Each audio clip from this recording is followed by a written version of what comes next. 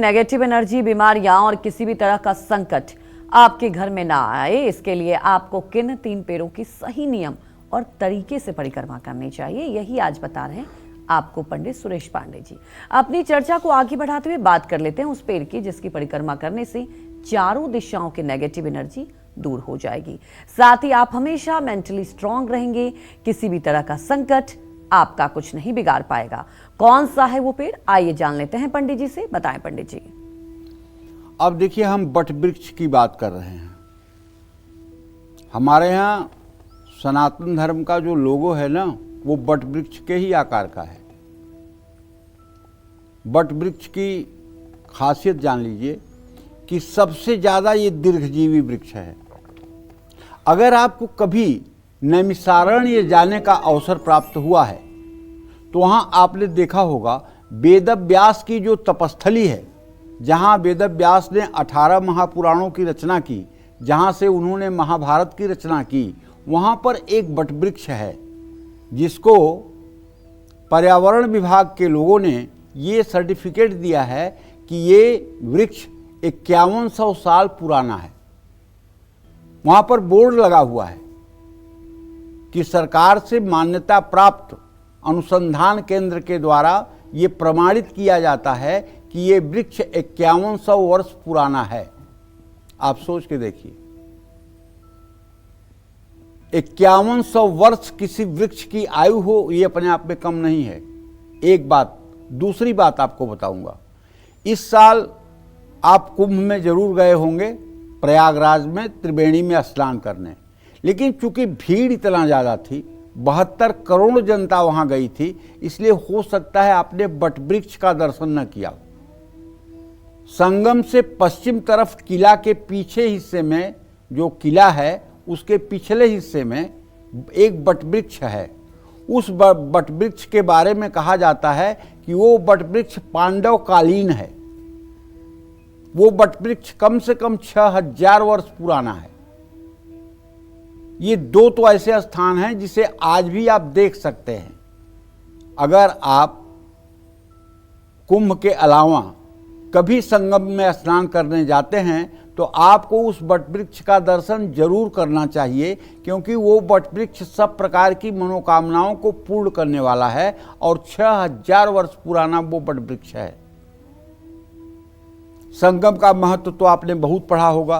प्रभु श्री राम भी जब जाते हैं भरद्वाज आश्रम में तो पहले संगम का महत्व उसमें आता है। भरत जी जब जाते हैं तो संगम तीर्थराज प्रयाग से एक ही चीज मांगते हैं, धर्म न अर्थ न काम रुचि पद न चाहूं निर्वाण, जन्म जन्म रति राम पद यह वरदान नयान। तीर्थराज प्रयाग से प्रार्थना करते हैं, न धर्म चाहिए मुझे, न अर्थ चाहिए और न मुझे काम चाहिए और न मोक्ष चाहिए। जन्म जन्म राम के चरणों में मेरी रति हो, बस यही एक वरदान हमें चाहिए। ये तीर्थराज प्रयाग से प्रार्थना करते हैं। कौन? भरत जी, जो परम भागवत हैं। तो कहने का मतलब ये है, बटवृक्ष की अपनी महानता तो है ही है सनातन धर्म में। पुराणों में कहा गया है कि यक्षों के राजा मणिभद्र से बटवृक्ष उत्पन्न हुआ है। ऐसा माना जाता है कि बरगद की जड़ में जल देने और इसकी परिक्रमा करने से पुण्य की प्राप्ति होती है। ये वृक्ष त्रिमूर्ति का प्रतीक है। बरगद की छाल में विष्णु, जड़ में ब्रह्मा और शाखाओं में शिव का वास है।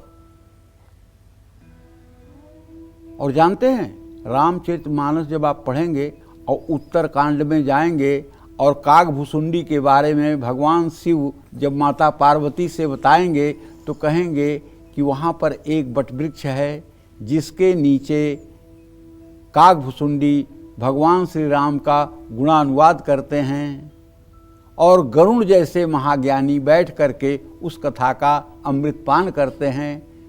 तो कैलाश पर्वत पर भी बटवृक्ष की कल्पना की गई है और भगवान शिव का भी निवास कैलाश पर बटवृक्ष के नीचे है, जो 4 योजन विस्तार वाला है।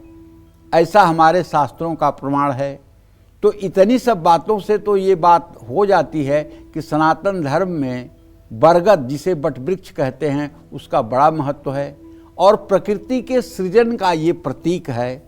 बरगद का पेड़ लंबे समय तक जीवित रहता है, इसलिए इसे अक्षय वट भी कहा जाता है। जो वटवृक्ष प्रयागराज में है उसका नाम भी अक्षय वट है। इसलिए अगर कभी संगम जाने का मौका मिले तो अक्षय वट का दर्शन जरूर करिएगा। बरगद के पेड़ की छाया सीधे मन पर प्रभाव डालती है और मन को सकारात्मक ऊर्जा से सराबोर कर देती है। ऐसे में बरगद के पेड़ की परिक्रमा करने से मन और शरीर दोनों शुद्ध होता है, सेहत अच्छी रहती है, मन प्रसन्न रहता है, खिल जाता है जीवन। वट वृक्ष के नीचे ही बैठ करके वेदव्यास ने महाभारत और पुराणों की रचना की, जो आज भी सनातन धर्म के धर्म प्राण हैं। जय मां विंध्यवासिनी।